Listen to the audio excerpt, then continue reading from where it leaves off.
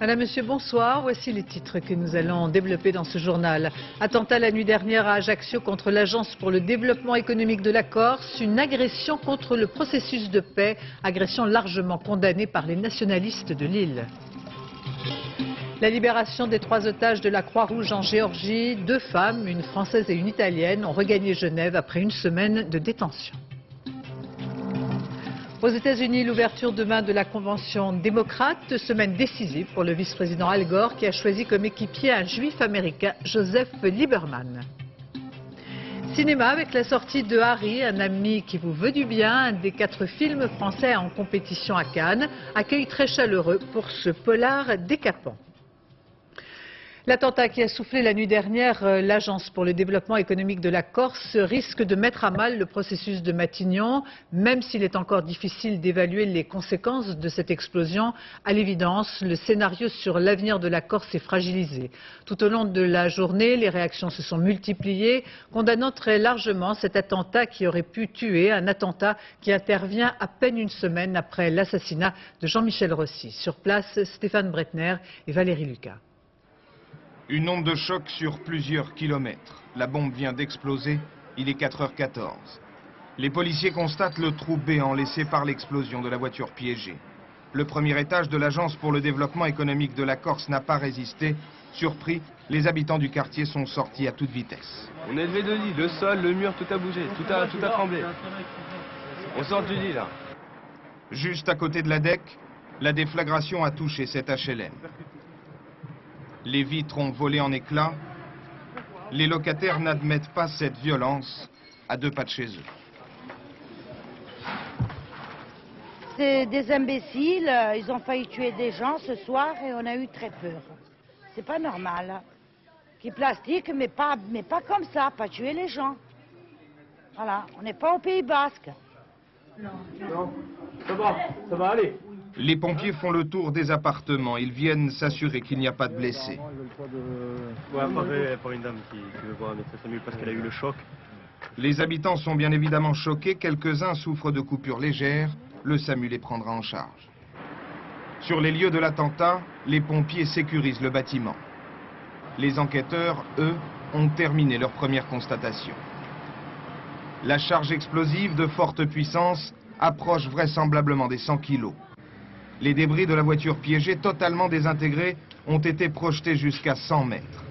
C'est la 3e fois que la DEC est la cible d'attentats et son président, partisan du processus de Matignon, n'y va pas par 4 chemins. Je pense que la DEC c'est un symbole comme un autre, mais un symbole important. Et en touchant la DEC, on touche au processus, c'est évident. Ce qui est important, c'est qu'on condamne de telle façon que ceux qui se livrent à ces actes apparaissent comme des marginaux. Aujourd'hui, tous les élus nationalistes et toute la classe politique corse condamnent cet attentat qui n'a toujours pas été revendiqué. Je crois qu'il est essentiel que chacun se positionne clairement contre une violence qui risque de remettre en cause l'esprit de reconstruction qui est le nôtre. Avec l'assassinat de Jean-Michel Rossi lundi dernier et l'attentat d'hier soir, c'est tout le processus de Matignon qui semble être remis en cause. Ce projet qui vise à donner à la Corse en 2004 un statut à mi-chemin entre autonomie et décentralisation ne pourra pas se faire sans un retour à la paix civile. Et François Hollande, en fin d'après-midi, réagissant à l'attentat en Corse, a estimé qu'il était très important que les nationalistes corses condamnent fermement les poseurs de bombes. C'est un signe que le processus de Matignon porte ses fruits, a-t-il ajouté, et il ne faudrait surtout pas qu'il soit remis en cause.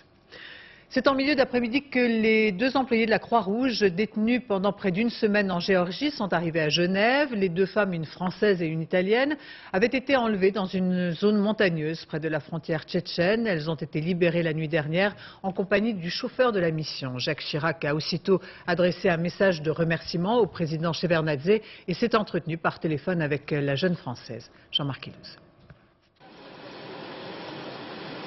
Le bonheur des retrouvailles et cet après-midi à l'aéroport de Genève, la fin de 10 jours d'angoisse pour les familles des 2 employés de la Croix-Rouge internationale kidnappés le 4 août dernier en Géorgie. Libérés dans la nuit après 9 jours de détention aux mains de montagnards géorgiens, Natacha l'italienne, Sophie la française et Yuri leur chauffeur étaient arrivés ce matin dans la capitale géorgienne. Nous sommes en bonne santé, nos ravisseurs ne nous ont pas maltraités, expliquera Natacha. Aux côtés de l'ambassadrice de France, deux sourires entre lassitude et soulagement. De son côté, le chef des négociateurs géorgiens confirmera qu'aucune poursuite ne sera intentée contre les ravisseurs. Conformément au marché passé avec eux, pas de poursuite, pas de rançon. Dans cette région frontalière de la Tchétchénie en guerre, le CICR vient en aide à des réfugiés tchétchènes dans des conditions difficiles. Il n'est pas toujours possible, dans les montagnes du nord-est géorgien, de distinguer maquisards et contrebandiers. Une journée d'activité intense aux Philippines pour les négociateurs travaillant à la libération des otages retenus dans l'île de Jolo. L'ancien ambassadeur de Libye à Manille s'est personnellement rendu sur place. Les rumeurs d'une libération imminente d'otages philippins et occidentaux ont continué à circuler aux Philippines même, mais aussi en Afrique du Sud. Deux Sud-Africains sont en effet retenus par les rebelles musulmans aux côtés des otages français Marie Moarbès, Sonia Venling, Stéphane Loisy et les membres de l'équipe de France 2, Maryse Burgot, Roland Madura et Jean-Jacques Le Garec. Aux États-Unis, le couple Clinton s'est rendu à Los Angeles, non pas pour soutenir le candidat Al Gore à la Convention démocrate, mais plutôt pour aller à la pêche au dollar, destinée à financer la campagne d'Hillary qui brigue le poste de sénateur de New York. C'est devant le tout Hollywood que Bill Clinton a évoqué les bons et les mauvais jours passés à la Maison-Blanche. Bill Clinton, qui semble ainsi avoir volé la vedette au candidat démocrate à 2 jours de l'ouverture de la convention de Los Angeles, convention qui devrait introniser officiellement Al Gore comme candidat aux prochaines élections présidentielles, avec comme premier souci pour le vice-président de Bill Clinton, celui de prendre largement ses distances avec l'actuel locataire de la Maison-Blanche, éclaboussé par le scandale que l'on sait. Al Gore qui a choisi comme partenaire, et c'est une première dans l'histoire du pays, Joseph Lieberman, un juif américain. Portrait croisé de ce ticket choc, correspondance Étienne Lénart. Dans le marathon électoral engagé pour conquérir la Maison-Blanche, voici donc Al Gore, qui à 52 ans tente enfin après 8 années de sortir de l'ombre de Bill Clinton. Al Gore est tombé dans la politique dès sa naissance. Fils de sénateur, il sera élu à 38 ans à la Chambre des représentants, après un passage au Vietnam, une brève carrière de journaliste, un mariage qui dure et la naissance de ses 4 enfants. Ce curriculum en forme de trombinoscope politique est le premier handicap du candidat démocrate. Son côté costume 3 boutons exaspère beaucoup d'Américains qui lui reprochent son manque de naturel et de charme. Alors Al Gore travaille son image et se fait violence. On l'a vu pendant les élections primaires distribuer du jus d'orange et troquer les chemises à boutons de manchette contre des polos pour délivrer à l'Amérique son message. Nous voulons construire une Amérique qui profite à tous et ne laisse personne dans le fossé. Construire ensemble sur les progrès déjà réalisés. À vous de jouer, j'ai besoin de votre aide. Au-delà de l'image, le problème d'Al Gore s'appelle Bill Clinton, car si le président reste populaire, Al Gore et ses conseillers sont persuadés que le candidat à la Maison-Blanche ne peut rester associé de trop près aux souvenirs encore vivaces des frasques sexuelles du président américain. Élément révélateur à cet égard, Al Gore a choisi comme candidat à la vice-présidence le sénateur du Connecticut, Joe Lieberman. Grande première aux États-Unis, Joe Lieberman est un juif orthodoxe extrêmement pratiquant, mais il est aussi et surtout l'un de ceux qui, dans le camp démocrate, avait le plus violemment critiqué Bill Clinton en pleine affaire Monica Lewinsky. Je suis très en colère. Le président Clinton, par son comportement honteux, a complètement gâché le succès historique de son administration. Et c'est donc ici à Los Angeles, temple du show business, que débute demain soir cette convention démocrate de la politique à grand spectacle et la nécessité pour Al Gore de donner de lui-même une image positive à l'Amérique afin de combler partiellement en tout cas les 10 points d'écart qui le séparent de George Bush Jr.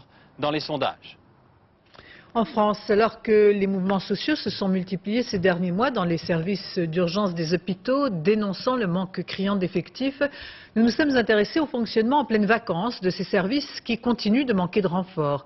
Des services parfois surchargés par l'afflux des vacanciers ou étranglés par les 35 heures. Reportage à Béziers et à Paris, Joël Bruandet, Karine Comazzi. Pour les médecins et le personnel des urgences de Béziers, les vacances attendront. En temps normal, le service accueille 120 patients par jour. En ce moment, 200 personnes poussent quotidiennement la porte des urgences. Résultat, on attend un peu plus longtemps avant d'être examiné. Une attente qui s'est encore accrue avec la feria et ses quelques 300 000 touristes. Pour les médecins, pas le temps de s'ennuyer. Il y a beaucoup de petites traumatologies, du coup de soleil, de la traumatologie, la pathologie des férias actuellement, donc de la traumatologie, des rixes, des imprégnations alcooliques. À Paris, comme dans la plupart des grandes villes françaises, on attend beaucoup là aussi, mais pas pour les mêmes raisons.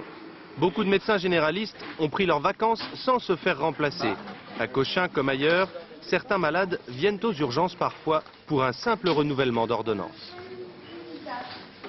Personnellement, je ne serais pas venue aux urgences si mon médecin ou un service adéquat avait pu me recevoir tout de suite. Ce n'est pas le cas. À ce problème vient s'ajouter enfin celui des 35 heures et du manque de personnel. À Saint-Joseph, par exemple, la moitié de l'hôpital est fermée, un phénomène que l'on retrouve également dans beaucoup de cliniques parisiennes. Cette année, les cliniques sont passées aux 35 heures, donc ont aussi un peu plus de difficultés, sont en partie fermées. Et nous aussi, on est un hôpital privé, donc on a aussi fermé un peu, comme d'habitude, à peu près la moitié de l'hôpital pendant l'été. Dans certains hôpitaux, la situation est jugée grave par le personnel. Ce soir, il ne reste quasiment plus un lit de libre dans la 50aine d'établissements que compte Paris. Dans les Pyrénées-Orientales, à Collioure, 2 pompiers ont été tués et 2 autres blessés. Ils se rendaient la nuit dernière sur les lieux d'un incendie de forêt lorsque leur voiture a quitté la route, tombant dans le ravin. Les 2 hommes qui ont trouvé la mort étaient âgés de 25 et 19 ans. On ignore encore les raisons de l'accident. En cette période estivale, et plus particulièrement en ce milieu du mois d'août, où une grande partie de la France est en vacances, évoquons comme chaque année les risques de cambriolage, avec comme solution pour échapper le recours à des sociétés privées ou à la police nationale. Reportage en région parisienne, Ercine Lebovitch et Marine Minsa. Site protégé par Protection Douane, veuillez vous identifier. On entre chez vous, ça sonne chez eux. Vous êtes sur un site protégé, veuillez vous identifier. Vérifiez que l'alarme est arrêtée. Je déconnecte, monsieur, j'y vais tout de suite. Fausse manœuvre, mais l'alerte est déclenchée. Nadine a besoin d'encore un peu de pratique. Vous êtes sur écoute, identifiez-vous. À l'autre bout de la ligne, en revanche, les agents sont bien rodés. Bon, intervention de police déclenchée pour refus d'identification. Ce centre privé gère 40 000 abonnés, 7 000 alarmes par jour. Un système qui coûte cher, mais qui rassure parfois plus qu'une présence policière. Je sais que la police nationale fait des opérations vacances. Seulement moi, si vous voulez, je n'ai pas envie du tout de clamer partout que je ne suis pas là. Ici, c'est en fait incognito. Je ferme ma porte, je mets mon alarme. S'il y a une entrée, s'il se passe quelque chose, je suis appelé. Si on ne me joint pas, on appelle la police et la police vient. Je trouve ça beaucoup plus simple. Moins discret peut-être, mais gratuit, les opérations Tranquillité Vacances de la police nationale. Pendant votre absence, les îlotiers viennent surveiller votre maison. Une petite inspection quotidienne des portes et des fenêtres. Ok, c'est bon, il n'y a rien. On y va. Pour en bénéficier, il suffit de s'inscrire au commissariat. Bonjour, messieurs, dames. Bonjour, madame. Je viens vous voir parce que j'ai entendu parler du système de surveillance que vous faites quand les gens partent en vacances. Tranquillité vacances. Voilà, ça doit être ça. Sur cette fiche sont notées la durée de votre séjour et un numéro de téléphone en cas d'urgence. Un système qui plaît surtout dans les quartiers résidentiels désertés au mois d'août. Ici, à Clamart, 600 demandes sont enregistrées chaque année. L'été dernier, aucun de ces vacanciers prévoyants n'a été cambriolé. Venons-en à cette décision prise par le gouvernement pour protéger les producteurs de pêche et de nectarines victimes de la concurrence venant notamment d'Espagne. Pour un délai limité, un prix minimum a été fixé, une mesure qui se veut exceptionnelle. Peggy Leroy et Guillaume Fautra. Les dernières pêches mûrissent dans les vergers, les cajots se remplissent encore, et pourtant Robert Costas a vendu l'essentiel de sa production la semaine dernière. Jusqu'au 24 août, la mesure du gouvernement lui donne l'assurance de vendre ses derniers kilos de pêche et de nectarines, au moins 6 ou 7 francs, suivant la catégorie. Mais la mesure du gouvernement, elle est bien bonne, seulement elle est prise un peu trop tardivement. Et je pense qu'elle ne sera pas assez longue, parce qu'il y a quand même 9 jours, soit 24 août, et il y a déjà 4 jours de week-end. Une décision jugée tardive, mais qui pourrait empêcher les affrontements entre grosses centrales d'achat et producteurs. Le 9 août dernier, à Perpignan, 150 exploitants avaient déversé 100 tonnes de nectarines devant la préfecture. comme au cours des violentes manifestations de l'été 99. Ce matin, sur les marchés, les commerçants, derniers intermédiaires avant le consommateur, soutenaient le principe du prix minimum. Il faut qu'un fruit soit comme la viande, le cours c'est le cours. Si ça doit valoir tant, c'est normal, c'est logique. Avec ce prix plancher, les fruits d'été risquent d'être un peu plus chers dans les semaines à venir. Mais les clients sont décidés à mettre la main en porte-monnaie. Je trouve ça bien de protéger les producteurs parce que je ne pense pas que ce soit eux qui fassent la meilleure marge. C'est en général les distributeurs et c'est normal de redonner un peu à tout le monde le fruit de son travail. Malgré la bonne nouvelle, les producteurs restent vigilants. Ils réclament des contrôles suffisamment nombreux pour que la décision du gouvernement soit bien respectée. L'affaire de la vache folle, avec cette fin de semaine, les résultats des tests pratiqués sur tout un élevage de la Manche abattu après la découverte d'un cas dans ce troupeau. Ces tests sont négatifs, venant conforter la position d'un certain nombre d'agriculteurs qui trouvent bien excessif d'éliminer un troupeau lorsqu'un seul cas est décelé. Pourtant, ce dispositif est jugé indispensable par les autorités françaises. Voici pour quelles raisons. Françoise Vallée. Comme si elle pressentait que ce camion allait les emporter. Les 76 vaches de Lingreville doivent toutes partir à l'abattoir. C'est ce que l'on appelle le principe de précaution. Quand une bête est atteinte de SB, tout le troupeau est détruit. Certains animaux du troupeau ont certainement également mangé la ration contaminante, donc on ne peut pas exclure qu'il y ait aussi des animaux en incubation et on n'a pas les moyens de les détecter. Tout le problème est là. Il suffit d'1 gramme de cervelle contaminée dans les farines pour infecter un bovin. En 5 mois, le prion se retrouve dans l'intestin. Il va ensuite se répliquer dans les nerfs qui partent de l'intestin vers la colonne vertébrale. La jambe met en moyenne 2 ans et demi à 3 ans pour gagner la moelle épinière, puis le cerveau. Et c'est à ce moment-là seulement que le test peut le détecter. Impossible donc de savoir si les vaches de Lingreville étaient atteintes. Mais sachant que la maladie a été principalement transmise par les farines animales, la Confédération paysanne milite pour un abattage plus sélectif.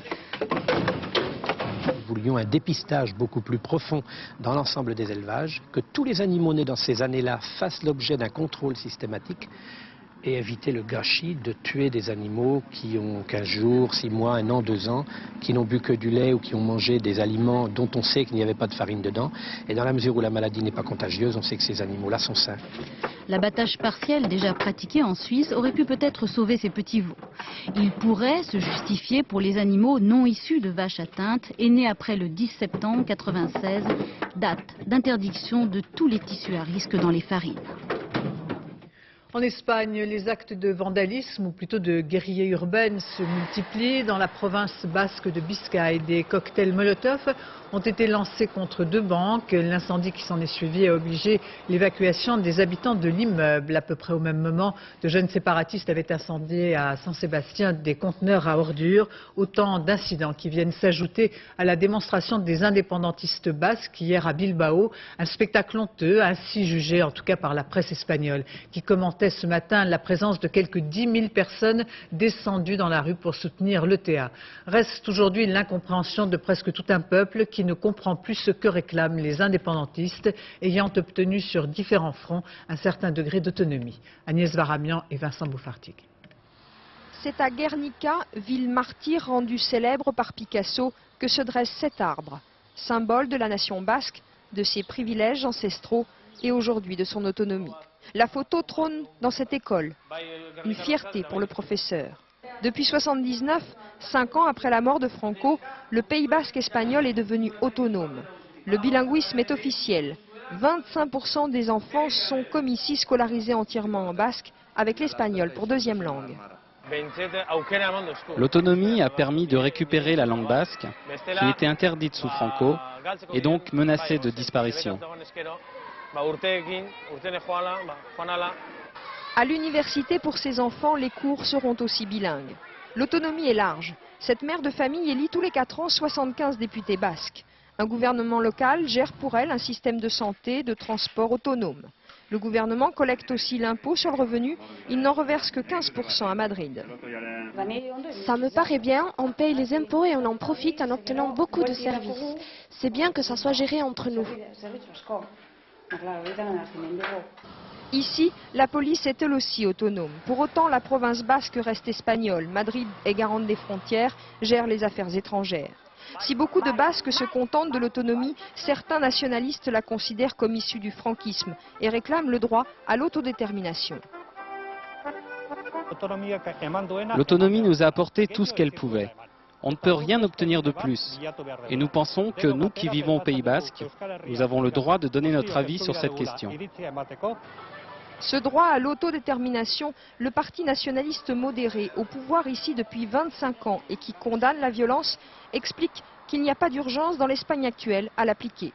En 1979, le statut d'autonomie a été obtenu par la négociation politique. Les Basques ne le doivent pas aux armes de l'ETA. Madrid explique aujourd'hui qu'on ne peut pas aller plus loin sans mettre en danger l'unité de l'Espagne. À 2 jours de l'ouverture officielle à Rome des Journées mondiales de la jeunesse, le parcours de ces jeunes qui ont quitté la France en voilier pour rejoindre la capitale italienne. Au-delà de la simple croisière, un voyage en quête de spiritualité. Elsa Margot et Philippe Jasselin. Seul le bruit des vagues vient troubler leur méditation. Chaque jour, les jeunes marins consacrent 1 heure de leur temps au silence et au recueillement. La mer comme ça nous impose le respect et donc c'est le moyen de se découvrir et en se découvrant de se rapprocher de Dieu. À bord, les pèlerins de la mer ont aussi appris à vivre ensemble. Certains viennent d'entrer dans la vie professionnelle, d'autres dans les ordres comme Anne-Laure, mais ils partagent tous la même foi. Je me sens à la fois très proche et assez différente finalement. Très proche parce qu'on a le même âge quasiment, que j'ai un métier comme eux. Donc on est confronté à des choses semblables, en même temps assez différentes parce que c'est sûr que je vis en communauté, on accorde un certain temps aussi à la prière, on vit des relations avec des amis, avec la famille qui sont marquées par ça, donc qui sont forcément différentes. Je ne vis pas pareil que si j'étais célibataire habitant dans mon appart. Après 9 jours de navigation, de prières et de chansons, l'équipage doit renouer avec la terre ferme. Voici Rome et son port. Il faut dire adieu à la mer. À peine parti, on est déjà arrivé. Aujourd'hui, l'ultime prière des marins parlait encore de solitude et du grand large. Demain, ils devront affronter une autre immensité, la foule des pèlerins.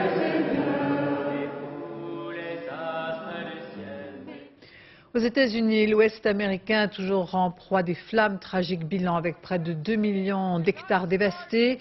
Hier, une 11e personne, un pompier a trouvé la mort. Des renforts arrivant notamment d'Australie devraient épauler les équipes sur place alors que les habitants des régions concernées commencent à prendre à partie les autorités comme des communautés d'Indiens. Avant d'aborder l'actualité sportive, vous le savez, dans un mois maintenant, les Jeux Olympiques de Sydney, l'occasion pour la première ville australienne de se donner une image écologique. Aujourd'hui, une grande opération de nettoyage à laquelle participait une partie de la population. Reportage de nos envoyés spéciaux Anne Mourgue et Bruno Giraudot. Même Kevin n'a pas hésité à sacrifier son sacro-saint match de football du dimanche matin. J'ai trouvé des boîtes de cigarettes, des petites bricoles, des papiers gras, des sacs en plastique. Et qu'est-ce que tu en penses? C'est dégoûtant. Il est venu en famille relever le défi lancé à tous les habitants de Sydney. On est là pour tout nettoyer en prévision des Jeux Olympiques.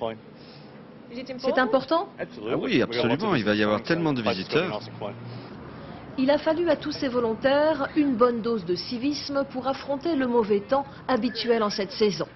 Mais l'enjeu est de taille. Il s'agit de montrer dans un mois Sydney sous son meilleur profil. Rien qu'ici, près du port, on attend plus de 2 millions de visiteurs. Alors, on enlève tout ce qui gâche le paysage. Bien sûr, les Jeux Olympiques vont être des Jeux verts, des Jeux tournés vers l'environnement. On va donc recycler le plus de déchets possible. C'est ce qu'on fait un petit peu aujourd'hui. Dans le parc olympique, là où vont se dérouler les Jeux, on accorde une attention particulière à l'opération. Ce nettoyage est très important. Au-delà du geste, ça rassemble toute la population autour des Jeux Olympiques. C'est vrai qu'ici, ce genre d'opération existe depuis plus de 10 ans. C'est devenu un rituel. Une habitude aussi, ces affiches sur les murs, avec le montant des amendes en cas d'infraction. 300 francs pour un mégot par terre. 1500 francs pour une canette vide. Sydney affiche aujourd'hui par-dessus tout son image de ville propre, jusqu'à cette carcasse de voiture qui, foi d'Australiens, dans 1 heure, ne devrait plus être là. La protection de l'environnement également à l'ordre du jour sur les plages de la Côte d'Azur avec cette initiative prise par le département des Alpes-Maritimes. Depuis plusieurs années, le Conseil général finance la surveillance par avion des eaux de baignade. Reportage Stéphane Amar, Frédéric Serrulli. La patrouille de la grande propreté. Chaque matin, ce monomoteur survole à basse altitude le littoral des Alpes-Maritimes. De Théoul-sur-Mer à Menton, une traque impitoyable à la moindre pollution visible. Je vous signale une nappe d'hydrocarbures d'envergure à peu près 100 mètres sur 50 mètres. Aux abords du Cap d'Antibes, une petite nappe d'hydrocarbures est repérée, sûrement le fait d'un plaisancier négligent. Aussitôt alerté, un bateau dépollueur arrive sur place. Guidé par l'avion, il disperse la verrue marine en quelques minutes. Nous tournons autour de la nappe jusqu'à temps que tout le tour de la nappe soit oxygéné et en rétrécissant les cercles, quoi. Ça fait qu'à force, la nappe elle se sent plaquée au fond de l'eau. Si les bateaux interviennent toute l'année, l'avion, lui, n'est employé que l'été. Il apporte un atout de taille, la rapidité de la détection d'une pollution. Le problème d'un bateau seul, il est obligé de tomber par hasard dessus. Là, c'est plus du hasard, on les guide directement sur les nappes, en tout cas les plus importantes et les plus urgentes à traiter. Coût de la surveillance aérienne, 300 000 francs financés par le département. Les communes côtières, elles, investissent des millions de francs chaque année pour la qualité des eaux de baignade, l'or bleu de la Côte d'Azur. Vous savez, quand il y a une pollution, ça se retourne contre nous, ça se retourne contre notre vie économique locale. Donc c'est notre intérêt, je dirais, prioritaire de faire en sorte que justement on ait les plus belles plages et les plus beaux plans d'eau. De nombreuses études montrent qu'en bord de mer, la qualité des eaux s'améliore sur la Côte d'Azur. Ailleurs, ou plus au large, la Méditerranée continue de subir de multiples pollutions. La plupart ne font l'objet d'aucune surveillance régulière. Après la catastrophe de l'Erika, retour des pêcheurs dans le golfe du Morbihan. Cette année, ils sont moins nombreux, même si les analyses prouvent qu'il n'y a pas de danger. Reportage Mathias Silion, Gabriel Camilla. Les gestes sont comparables, les tâches tout aussi répétitives, mais l'objectif est différent. Après la chasse au mazout, la pêche à pied a repris ses droits sur les plages du Morbihan. Erika ou pas, les amoureux des coquillages sont de retour, mais les rangs sont plus clairsemés que l'année dernière. Il y a beaucoup plus de monde pour la pêche, un peu pour tout, aussi bien dans les campings, pour les vacances. Les gens ont même surtout peur aussi de se baigner, mais par ici, il n'y a pas eu... Oh, puis ça a bien été nettoyé. Faut pas non plus en faire une maladie, c'est vrai que c'est pas... Quand elle ne plonge pas les mains dans le sable, Jacqueline Huchet gère un gîte à Arzal. Cette année, ses clients n'étaient pas rassurés. Ils commencent à revenir, les gens, mais doucement. Ils ont un peu peur. Quand je sais que j'ai des Suisses chez moi, ils étaient un peu inquiets. Ils ont réservé la dernière semaine, juste à la dernière minute. Afin de rassurer ces consommateurs de produits de la mer, les DAS et l'Ifremer ont multiplié les contrôles, en particulier sur les coquillages. Les coquillages bivalves sont d'excellents indicateurs de contamination par les hydrocarbures. Ils sont même les meilleurs indicateurs par rapport aux crustacés ou aux poissons. Donc si la situation est devenue très saine pour les coquillages bivalves, elle est d'autant plus saine pour les crustacés et pour les poissons. Nous avons trois analyses. Analyse des coquillages, de la qualité de l'eau ou du taux de concentration en hydrocarbures. Tous les résultats sont affichés dans les mairies du littoral. Ces documents nous sont donnés environ tous les 15 jours. Et jusqu'à présent, tout est parfait depuis le début de l'été. Bref, tout semble aller pour le mieux au pays des pêcheurs à pied. Je mange en toute confiance. Là, c'est dommage, je vous aurais fait goûter une huître, mais je n'ai pas de muscadet, sans ça... Pas d'inquiétude donc, même si certaines zones uniquement accessibles de la mer sont toujours polluées. Cet après-midi, le Grand Prix de Formule 1 de Hongrie. Mika Häkkinen a pris la tête du championnat du monde. Häkkinen remporte aujourd'hui son 3e Grand Prix de la saison et le 17e de sa carrière. Commentaire Stéphane Grand. Ce fut un départ de rêve pour Mika Häkkinen. Un petit bijou de précision. Coincé en 2e ligne derrière Michael Schumacher et David Coulthard, le pilote finlandais va finalement sortir en tête au premier virage grâce à son coup de volant. Incroyable, surtout que ses adversaires ne le reverront plus. Ça a été juste, nous étions très proches avec Michael Schumacher en abordant le premier virage, mais c'est passé. C'est la course. Et de course, il n'y en a presque pas eu, tellement Häkkinen a survolé ce Grand Prix. Derrière, Michael Schumacher a finalement conservé sa deuxième place au terme d'un duel face à David Coulthard. Pour les Prost Peugeot, en revanche, la série noire continue. Alesi Heinfeld abandonnant dans les premiers tours. Häkkinen lui sauve son 3e Grand Prix de la saison, le 17e de sa carrière. Il prend aussi la tête du championnat du monde des pilotes devant Michael Schumacher et son coéquipier David Coulthard. Football avec la rentrée cet après-midi en Grande-Bretagne de Fabien Barthez, une rentrée sous de nouvelles couleurs, celle du Manchester United lors d'un match de charité face à Chelsea, l'un des principaux rivaux pour le titre de champion cette saison. Une rentrée en demi-teinte car l'équipe de Fabien Barthez s'est inclinée 2-0. Le retour de Roland Courbis, l'ancien entraîneur de l'OM. Ce soir, celui qui est désormais le patron de l'équipe de Lens retrouvera la pelouse qui a vu ses bons et ses mauvais jours. Portrait de cet enfant du pays à l'occasion du championnat de France de football. Christophe Nédart, Karim Baïla. Pas aller dans ce pays là invivable avec je ne sais pas combien de degrés en dessous de zéro. Moi personnellement qui suis très frileux. Au début était cette phrase. Difficile d'imaginer à cette époque que Roland Courbis allait devenir un jour l'entraîneur du Racing Club de Lens. Et pourtant. Car entre-temps, le rêve marseillais s'est effondré. Après avoir tutoyé les sommets avec l'OM, la situation se dégrade. Relation houleuse avec son président, départ de Laurent Blanc, résultat décevant. En novembre 1999, Roland Courbis s'est poussé à la sortie. C'est Gervais Martel, un homme de caractère comme lui, qui va le chercher. L'avenue de Roland Courbis comme entraîneur au Racing Club de Lens pour la saison 2000-2001. Il va apporter d'abord son expérience, il va apporter son dynamisme, il va apporter son humour, il va apporter sa connaissance du foot. Les supporters sont là! Aujourd'hui, l'enfant du Midi est à la tête du championnat de France. 2 victoires en 2 matchs, la machine lensoise impressionne alors que l'OM est déjà plongé dans le doute. Le contexte est idéal pour retrouver Marseille et son stade Vélodrome, une arène où Roland Courbis a laissé beaucoup de bons souvenirs. Sur les 29 mois que j'ai pu passer, les 5 derniers mois qui ont été 5 mois de cauchemar ne me feront jamais oublier les 24 premiers mois qui ont été 24 mois avec beaucoup de satisfaction.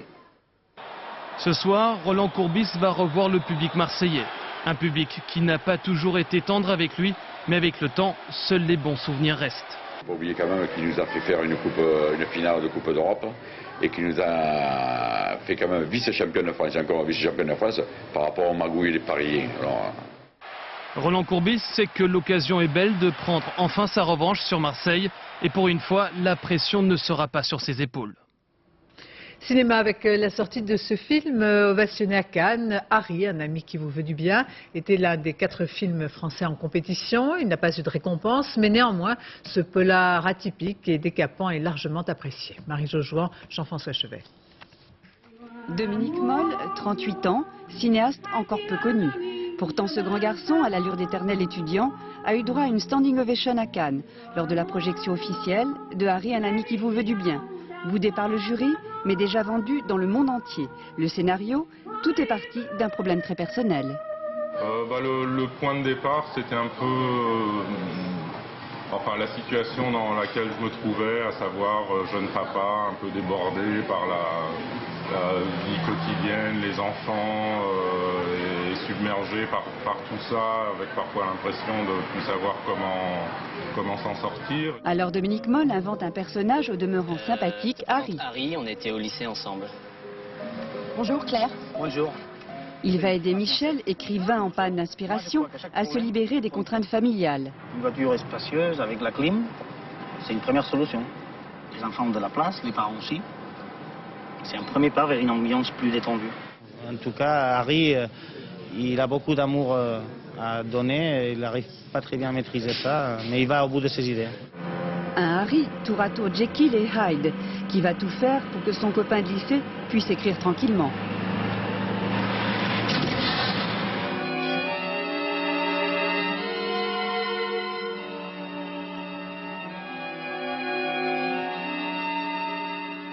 Moi, je peux comprendre. Je trouve ça horrible, mais je peux très bien comprendre qu'on ait envie de tuer quelqu'un. Parce que moi, ça m'est arrivé, et enfin pas de tuer, hein. mais d'avoir envie de tuer, d'éliminer ras-le-bol. Maintenant j'ai Harry, je suis contente parce que dès que j'ai un problème, je téléphone. Allô Sergi, dis-moi, j'en ai 2 à liquider. On ne vous en dira pas plus sur l'histoire, si ce n'est que le quatuor de comédiens, Mathilde Seigné, Sophie Guillemin, Sergi Lopez, Laurent Lucas, expose une brillante palette de la complexité des rapports humains. Non.